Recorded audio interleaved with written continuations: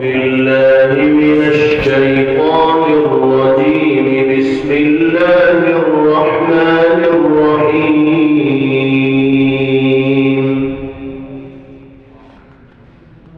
سبحان الذي أسرى بعبده ليلا من المسجد الحرام إلى المسجد الأقصى الذي باركنا حوله لنريه من آياتنا إنه هو السميع البصير.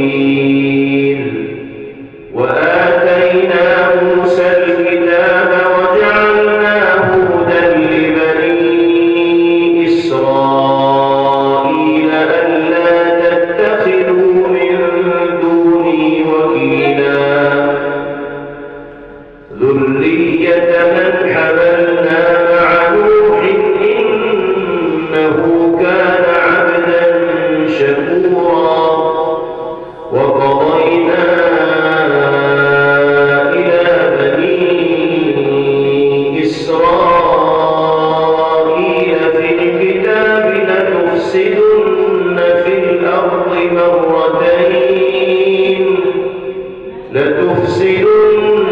في الأرض مرتين ولتعلن علوا كبيرا.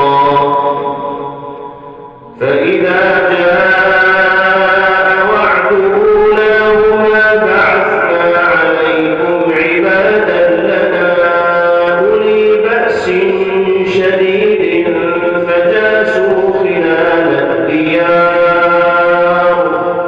وكان وعدا مفعولا. ثم رددنا لكم الكرة عليهم وأمددناكم بأموال وبنين وجعلناكم أكثر نفيرا. إن أحسنتم أحسنتم لأنفسكم وإن أسأتم فلها. فإذا جاء وعد الآخرة ليسوءوا وجوهكم وليدخلوا المسجد كما دخلوه أول مرة وليتبعوا ما علوا تتبيرا. عسى ربكم أن يرحمكم وإن عدتم عدنا وجعلنا جهنم للكافرين حصيرا. إن هذا القرآن يهدي للتي هي أقوم ويبشر المؤمنين الذين